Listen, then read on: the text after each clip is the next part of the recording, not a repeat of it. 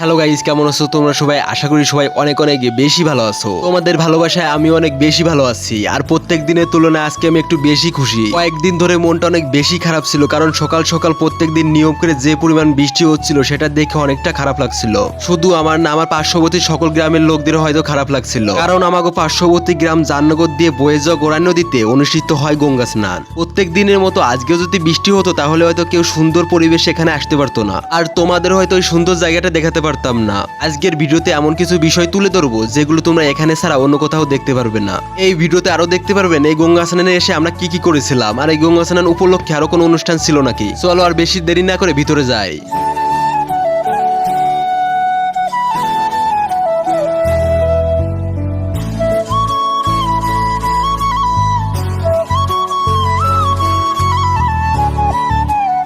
তো গাইজ, এটাই মন্দির প্রাঙ্গণ। এখানে রয়েছে একটা শিব মন্দির, একটা দুর্গা মন্দির, একটা গঙ্গা মন্দির, আর মন্দিরের সামনে রয়েছে গোড়াই নদী।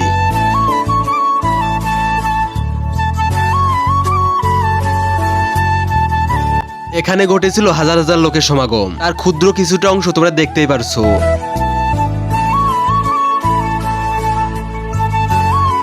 আমরা এই মুহূর্তে দাঁড়িয়ে আছি গঙ্গা নদীর পারে। এখান থেকে গোড়াই নদীর ভিউটা ছিল অসাধারণ। তোমরা দেখতেই পারছো কত সুন্দর দৃশ্য।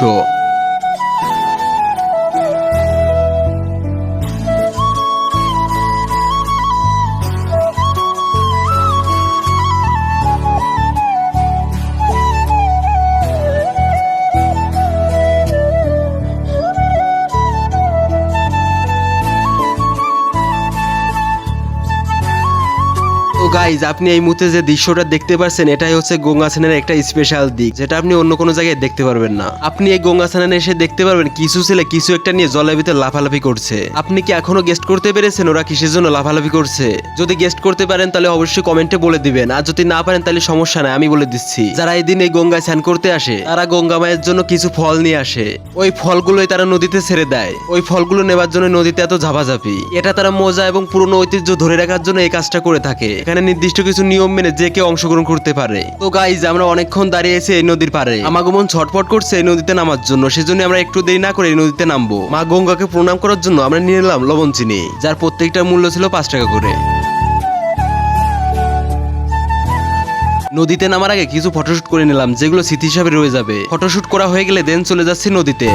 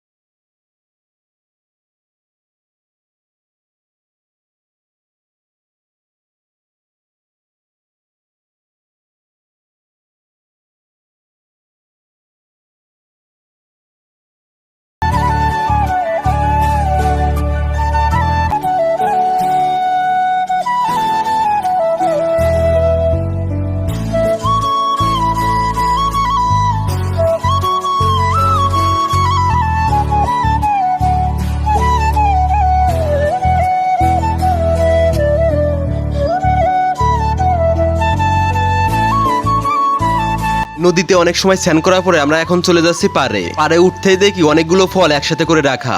আপনি যদি এই গঙ্গা স্নানে আসেন তাহলে এমন দৃশ্য অনেক দেখতে পারবেন। এই ফল সেই ফলগুলোই যেগুলো ভক্তরা মা গঙ্গার নামে নদীতে ছেড়ে দেয়। আপনি এখানে আসলে আরো দেখতে পারবেন একটা শিবলিঙ্গ, যেখানে ভক্তরা সবসময় প্রণাম করতেছে। এখান থেকে প্রণাম করে দেন চলে যাব মেলার উদ্দেশ্যে।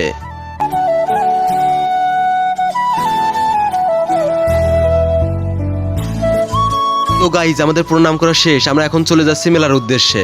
এই সুন্দর রাস্তা দিয়ে হেঁটে হেঁটে কিছু সময়ের মধ্যে চলে আসলাম মেলায়। এই মেলাটা অনেকটাই ছোট ছিল, বাট এখানে লোকজন ছিল অনেক বেশি। এখান থেকে কিছু কেনাকাটা করে বন্ধুর সাথে দেখা করে দেন চলে যাচ্ছি কসমেটিকের দোকানে। কসমেটিকের দোকানে ঢোকার আগে আপনি দেখতে পাবেন একটা পুরনো গঙ্গা মন্দির। সর্বপ্রথম এই মন্দিরেই শুধু গঙ্গা পূজা হতো। গঙ্গা মাতাকে প্রণাম করে আমরা চলে যাচ্ছি কসমেটিকের গলিতে।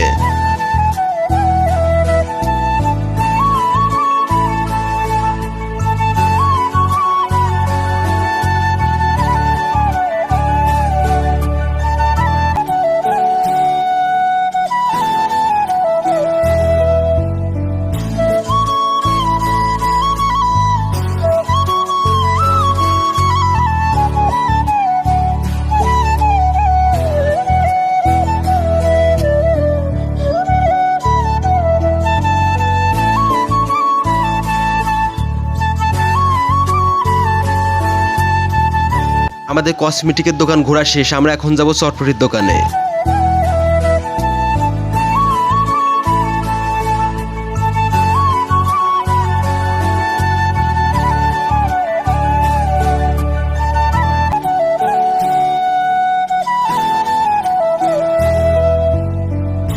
আমরা এই দোকান থেকে চটপটি খেয়ে দেন চলে যাচ্ছি বাড়ির উদ্দেশ্যে। তো গাইজ আজকে ভিডিওটা এই পর্যন্তই, দেখা হচ্ছে পরবর্তী ভিডিওতে। ততক্ষণে সুস্থ থাকবেন, ভালো থাকবেন।